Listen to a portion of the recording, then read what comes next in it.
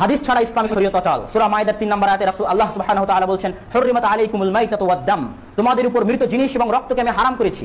আল্লাহ সুবহানাহু ওয়া তাআলা সূরা মাইদার 3 নম্বর আয়াতে মুসলমানদের জন্য মৃত জিনিসকে এবং রক্তকে হারাম করেছেন। তারপর আশ্চর্যজনক হলো সত্য যে মুসলমান কলিজা খায়, মুসলমান প্লিহা খায়, কিন্তু কলিজা এবং প্লিহা রক্তের টুকরা। মুসলমান মরা মাছ খায়, অথচ আল্লাহ সুবহানাহু ওয়া তাআলা সূরা মাইদার 3 নম্বর আয়াতে বলেন, আমি তোমাদের জন্য মরা জিনিসকে হারাম করেছি।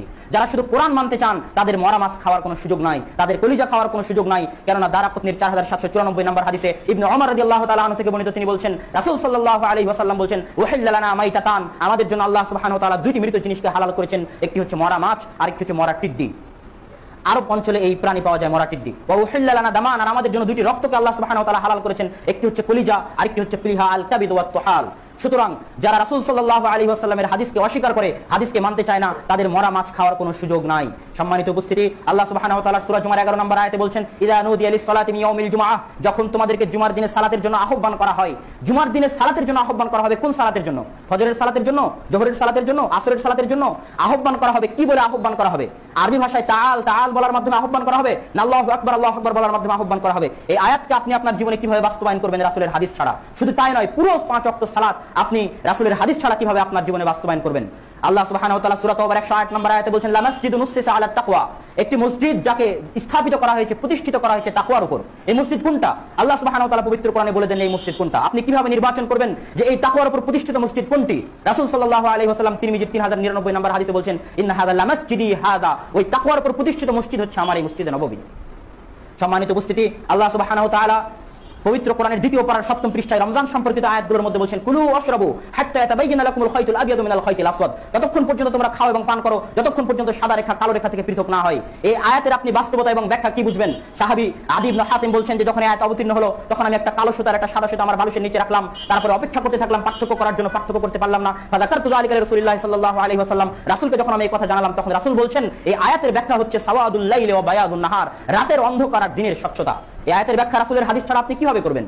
2351 নম্বর হাদিসে, আবু দাউদের 2351 নম্বর হাদিসে রাসূল সাল্লাল্লাহু আলাইহি ওয়াসাল্লাম এই আয়াতের ব্যাখ্যা করে দিয়েছেন। শুধু তাই নয়, মুসলিম সমাজের একটি পূর্ণ অংশ রয়েছে, মানুষের মৃত্যুর পর থেকে কবরে প্রবেশ করানো পর্যন্ত এই পূর্ণ অংশের বিষয়ে পবিত্র কোরআনে কোথাও কিছু বলা নাই। জানাজার সালাত কিভাবে হবে, কিভাবে দাফন কাফন হবে, কিভাবে গোসল হবে, কিভাবে কবরে নামাবেন, এই পূর্ণ অংশের বিষয়ে পবিত্র কোরআনে কোথাও নাই। তাহলে আপনি যারা হাদিসকে অস্বীকার করেন, তাদের লাশ মারা গেলে, লোকজন মারা গেলে আপনি কিভাবে তাকে দাফন কাফন করবেন? সম্মানিত উপস্থিতি, হাদিস ছাড়া ইসলামী শরীয়ত অচল। হাদিস আপনাকে মানতেই হবে। হাদিস হচ্ছে পবিত্র কোরআনের ব্যাখ্যা। আল্লাহ সুবহানাহু ওয়া তাআলা সূরা কিয়ামার 17 থেকে 19 নম্বর আয়াতে দ্ব্যর্থহীন কণ্ঠে বলেছেন, কোরআন এক জিনিস আর কোরআনের ব্যাখ্যা আরেক জিনিস। সুম্মা ইন্না আলাইনা বায়ানা, আমার উপর কোরআনের ব্যাখ্যা বুঝিয়ে দেওয়া দায়িত্ব। আমি শুধু কোরআন মুহাম্মদের উপর অবতীর্ণ করিনি, বরং কোরআনের ব্যাখ্যাও তাকে বুঝিয়ে দিয়েছি। সূরা বাকারার 151 নম্বর আয়াতে আল্লাহ সুবহানাহু ওয়া তাআলা বলেছেন, আরসালনা ফীকুম রাসূলাম মিনকুম ইয়াতলু আলাইকুম আয়াতিনা ওয়া ইউযাক্কিকুম ওয়া ইউআল্লিমুকুমুল কিতাবা ওয়াল হিকমা, তোমাদের মাঝে আমি এমন একজন রাসূল পাঠিয়েছি যে রাসূল তোমাদেরকে শিখিয়ে দিবেন কি? আল কিতাব ওয়াল হিকমা, আল্লাহর কিতাব এবং হিকমা। আল্লাহর কিতাব কোরআন তো আমাদের মাঝে আছে, কিন্তু সেই হিকমা কোথায়?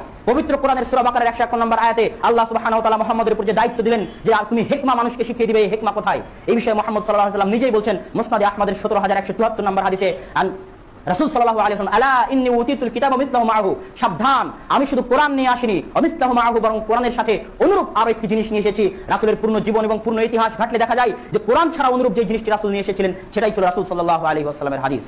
সম্মানিত উপস্থিতি, রাসূল সাল্লাল্লাহু আলাইহি ওয়াসাল্লামের হাদিস অস্বীকার করার ক্ষেত্রে রাসূলের হাদিস সংকলন সংক্রান্ত কিছু অভিযোগ যা আহলে কোরআন বা রাসূলের হাদিসকে যারা অস্বীকার করে তারা পেশ করে থাকে এবং আমাদের অন্তরেও কাজ করে। এই অভিযোগগুলোর মধ্যে 1 নম্বর অভিযোগ হচ্ছে যে কোরআনকে যেভাবে লিখিত আকারে সংরক্ষিত করা হলো, রাসূলের হাদিসকে কেন সেইভাবে লিখিত আকারে সংরক্ষণ করা হলো না?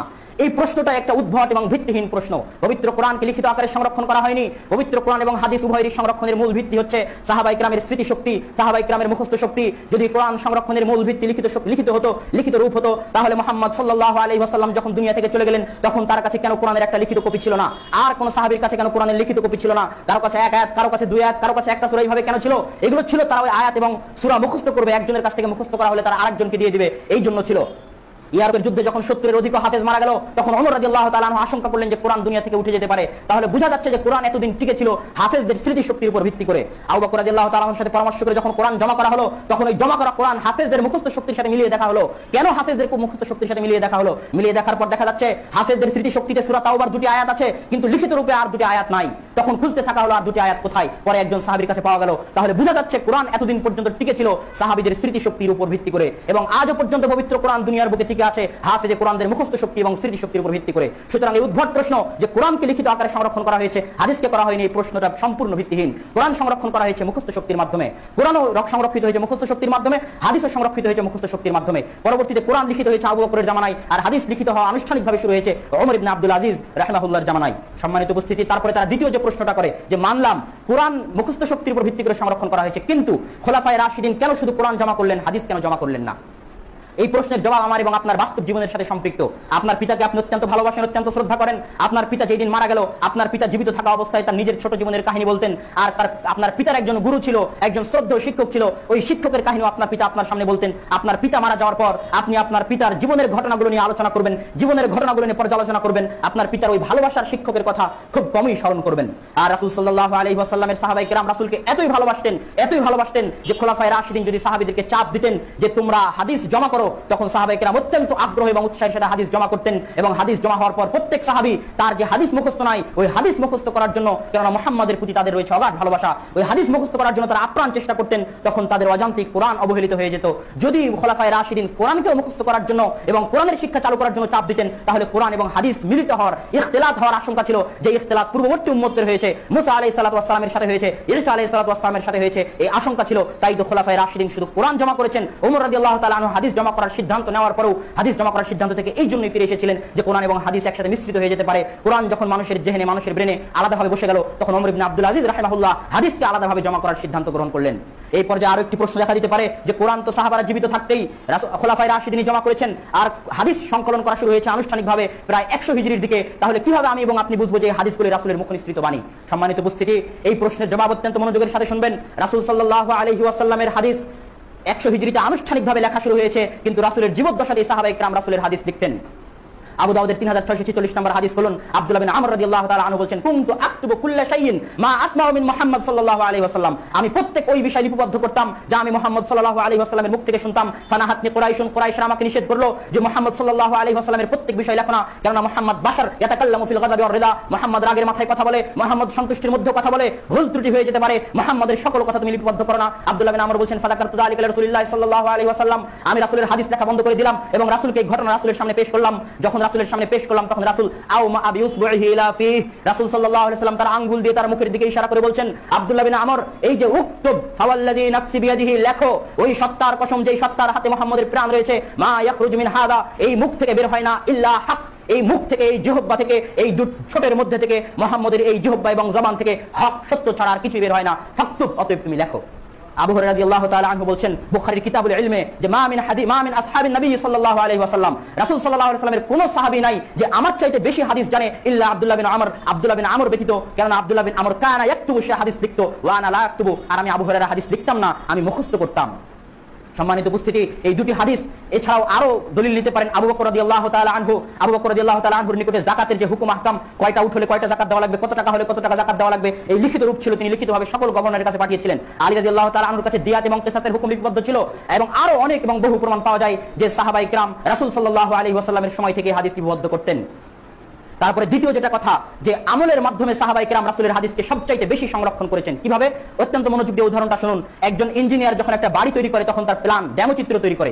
ওই প্ল্যানের উপর ভিত্তি করে যখন বাড়িটা তৈরি হয়ে যায়, বাড়ি তৈরি হয়ে যাওয়ার পর যদি প্ল্যান নষ্ট হয়ে যায়, তাহলে পরবর্তী যুগে ওই বাড়ি দেখে হাজারবার ওই প্ল্যান তৈরি করতে পারবে যে কোনো ইঞ্জিনিয়ার।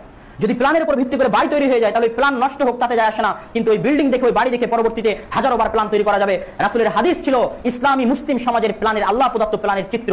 সেই চিত্র রাসূল সাল্লাল্লাহু আলাইহি ওয়াসাল্লাম তার জীবদ্দশাতে বাস্তবায়ন করে গেছেন, এবং পরবর্তীতে খোলাফায়ে রাশিদিনের 30 বছরের সময়ে এই প্ল্যান পুরো সমাজে রাষ্ট্রীয়ভাবে পালিত হয়ে এসেছে, এবং তারপরে সাহাবীদের জীবনে পালিত হয়ে এসেছে। সুতরাং সাহাবায়ে কেরাম আমলের মাধ্যমে রাসূল সাল্লাল্লাহু আলাইহি ওয়াসাল্লামের হাদিসকে জীবিত করে রেখেছেন। জীবিত করার মাধ্যমে সাহাবায়ে কেরাম রাসূলের হাদিসকে সংরক্ষণ করার সবচেয়ে বড় কাজটি করেছেন। সুতরাং হাদিস সাহাবায়ে কেরামের আমল দেখে এবং রাষ্ট্রীয় পরিচালনা নীতি দেখে নতুন করে হাদিস লিপিবদ্ধ করা যেত, যে রাসূল এটা করতেন, রাসূল এটা বলতেন। সুতরাং 100 হিজরির দিকে ওমর ইবনে আব্দুল আজিজ রাহিমাহুল্লাহ আনুষ্ঠানিকভাবে যে হাদিস সংকলনের যাত্রা করেছিলেন, সেই সকল হাদিস ছিল রাসূল সাল্লাল্লাহু আলাইহি ওয়াসাল্লামের মুখনিসৃত হাদিস, এতে বিন্দুমাত্র সন্দেহের অবকাশ নাই। সম্মানিত উপস্থিতি, এতক্ষণ পর্যন্ত যা আলোচনা করলাম এটা তাদের উদ্দেশ্যে যারা হাদিসকে দলিল হিসেবে গ্রহণ করতেই চায় না। এবার আসি যারা রাসূল সাল্লাল্লাহু আলাইহি ওয়াসাল্লামের হাদিসের মধ্যে শুধু মুতাওয়াতির অধিক সংখ্যক রাবী কর্তৃক বর্ণিত হাদিসকে মানে, খাবরে ওয়াহিদ একজন রাবী কর্তৃক বর্ণিত হাদিসকে মানে না, এই জাতীয় লোকের সংখ্যা সারা ভারত, পাকিস্তান, বাংলাদেশে অনেক 90% আলেম ওলামা তাদের মুখে শুনবেন খাবরে ওয়াহিদ যদি কিয়াস বিবেকের বিরোধী হয় তাহলে গ্রহণ করা যাবে না।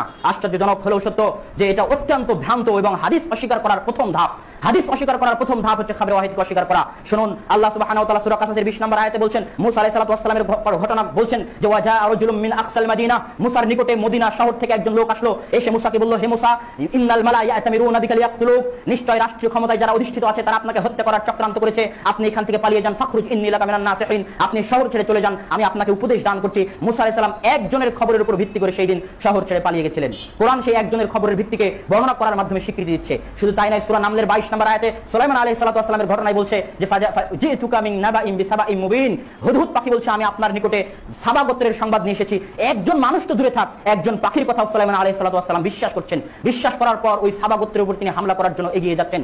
সম্মানিত উপস্থিতি, আল্লাহ সুবহানাহু ওয়া তাআলা সূরা হুজরাতের 6 নম্বর আয়াতে বলছেন, ইন জাআকুম ফাসিকুম বিনাবাইন ফাতাবায়ানু, যখন তোমাদের নিকটে কোনো ফাসিক খবর নিয়ে আসে তখন তোমরা তা যাচাই বাছাই করো। আল্লাহ বলেননি যে যখন তোমাদের নিকটে একজন ব্যক্তি খবর নিয়ে আসে তখন তোমরা তা যাচাই বাছাই করো। আল্লাহ এই কথা বলেননি। আল্লাহ বলেননি যে যখন তোমাদের নিকটে অধিকাংশ মানুষ খবর নিয়ে আসবে তখন তা বিশ্বাস করো। আল্লাহ বলেছেন যদি ফাসিক খবর নিয়ে আসে তাহলে যাচাই বাছাই করো। তাহলে বোঝা যাচ্ছে সংবাদ যাচাই বাছাই করা এবং সংবাদের সত্য মিথ্যা আধিক্যের উপর নির্ভর করে না, বরং মানুষের ন্যায় পরায়ণ হওয়া, মানুষের সৎ হওয়া আর মানুষের অসৎ হওয়ার উপর নির্ভর করে। সম্মানিত উপস্থিতি, সাহাবায়ে কেরাম খাবরে ওয়াহিদ মানতেন, তার দলিল নিন। সাহাবায়ে কেরামের পক্ষ থেকে নাসাইর 745 নম্বর হাদিস আব্দুল্লাহ বিন ওমর রাদিয়াল্লাহু তাআলা আনহু বলছেন যে বাইনান নাস ফি মসজিদে কুবা, মানুষ মসজিদে কুবাতে ফজরের সালাত আদায় করছিল, ফাজাআহুম আতিন, এমত অবস্থায় একজন ব্যক্তি আসলো আর ঘোষণা করলো ফজরের সালাত চলছে, ইমামতি চলছে, কিরাত চলছে, এমত অবস্থায় একজন ব্যক্তি এসে ঘোষণা করলো যে মুহাম্মদ সাল্লাল্লাহু আলাইহি ওয়াসাল্লামের প্রতি কোরআন অবতীর্ণ হয়েছে। আর কোরআন অবতীর্ণে এই হুকুম আসছে যে ফাস্তাকবিলুল কাবা, তোমরা তোমাদের কিবলাকে বাইতুল মাকদিসের দিক থেকে মুখ ফিরিয়ে কাবার দিকে করে দেওয়া হয়েছে। যখন এই সংবাদ ওই মসজিদে সালাত আদায়রত মানুষ শুনলো, ফাস্তাদারু ইলাল কাবা, সালাতের মধ্যেই তারা কাবা শরীফের দিকে ঘুরে গেল। একজন ব্যক্তির খবরের উপর ভিত্তি করে সেই দিন সাহাবায়ে কেরাম রাসূলের হাদিসকে অনুসরণ করেছিলেন। আর একটা ঘটনা শুনুন, বুখারীর 7253 নম্বর হাদিস, আনাস রাদিয়াল্লাহু তাআলা আনহু তিনি বলছেন, কুনতু আসকিল খামারা, আমি শরাব বা মদ পান করাচ্ছিলাম আবু তালহা আল আনসারী, উবাই বিন কাব এবং আবু উবাইদা ইবনুল জাররাহ, এই তিনজন মহান সাহাবীকে আমি আনাস শরাব বা মদ খাবার প্রদান করছিলাম। ফাজাআহুমা, তিনামত অবস্থায় একজন ব্যক্তি আসলো আর ঘোষণা দিল, ইন্নাল খামরা কদ হুররিমাত, নিশ্চয় মদকে হারাম করে দেওয়া হয়েছে। এই ঘোষণা দেওয়া মাত্রই আবু তালহা আল আনসারী বলছেন, ইয়া আনাস কুম, আনাস উঠো, আনাস উঠো, আর এই যত মটকায় মদ আছে সকল মটকাকে ভেঙে খান খান করে দাও।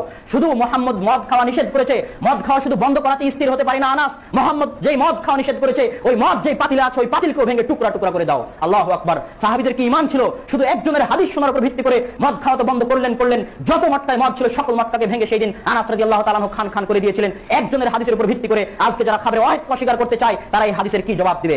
আল্লাহ সুবহানাহু ওয়া তাআলার নিকটে দোয়া করি, আল্লাহ যেন উপস্থিত মসজিদের সকল মুসাল্লিকে রাসূলের হাদিসের অনুসরণে তাদের জীবনে যত হাদিস বিরোধী কাজকর্ম আছে, নিজের বাড়িতে যত মূর্তি আছে, যত সিনেমা আছে, যত কিছু আছে, গান বাজনা আছে মোবাইলে, সবকিছু যেন আবু তালহা আনসারীর মতো তাদের অন্তরে ঈমান দান করে আর তারা যেন রাসূলের হাদিস শোনা মাত্রই তাকসিরহা ভেঙে খান খান করে দেয়। আল্লাহুম্মা আমিন। সম্মানিত উপস্থিতি, রাসূল সাল্লাল্লাহু আলাইহি ওয়াসাল্লামের খবরে ওয়াহিদকে অস্বীকার করা দুনিয়ার বুকে সবচেয়ে জঘন্য কাজ।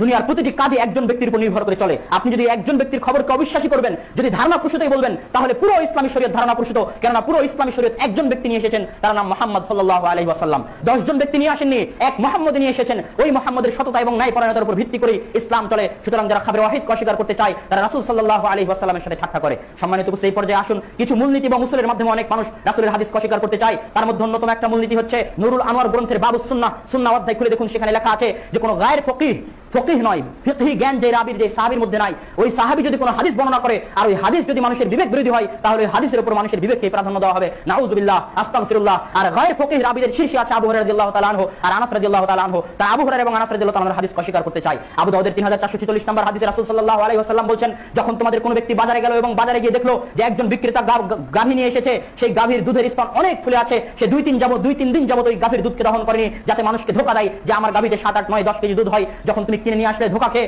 আসার পর দেখছো গাভী 7-8 কেজি নয় 2-3 কেজি দুধ দেয়, তখন তুমি এই গাভীকে আবার তার কাছে ফেরত দিতে চাচ্ছ, কিন্তু এই 2-3 দিন তুমি যে গাভীর দুধ খেলে এর বিনিময়ে তুমি 1 সাক খেজুর বিক্রি তাকে দিবে। এই হাদিস বুখারীতে আছে, এই হাদিস আবু দাউদের 3446 নম্বরও আছে। কিন্তু ওই সম্প্রদায় যারা বলে থাকে যে রাবী যদি গায়ের ফকির হয় আর তার হাদিস যদি বিবেক বিরোধী হয় তাহলে হাদিসকে পরিত্যাগ করতে হবে, তারা বলল যে এই লোক 3-4 দিন যদি 10 কেজি দুধ খায় তো 10 কেজি দুধের বিনিময়ে 1 সা, যদি 1 কেজি দুধ খায় তার বিনিময়ে 1 সা খেজুর। এটা কেমন কথা? বিবেক বলছে 10 কেজি দুধ খেলে 10 কেজি দুধ ফেরত দিবে অথবা 10 কেজি দুধের সমপরিমাণ মূল্য ফেরত দিবে, আর রাসূল বলেছেন 1 সা খেজুর দিবে। সুতরাং রাসূলের হাদিস বিবেক বিরোধী, আর এই হাদিসের বর্ণনাকারী হচ্ছে আবু হুরায়রা রাদিয়াল্লাহু তাআলা আনহু। সুতরাং এই হাদিস চলবে না। নাউযুবিল্লাহি মিন যালিক। খুলুন নুরুল আনোয়ার বাবুস সুন্নাহ সুন্নাহ অধ্যায়ে। আল্লাহ সুবহানাহু ওয়া তাআলা তাদেরকে হেদায়েত দান করুক। সম্মানিত উপস্থিতি, আরো উসুল আছে।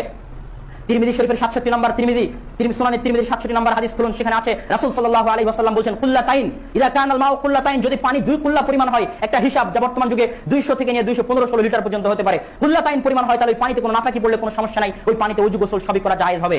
এই হাদিসকে নিয়ে আসার পর, এই হাদিস ওই সম্প্রদায়ের বিরোধী যারা রাসূলের হাদিসকে মানতে চায় না, নিয়ে আসার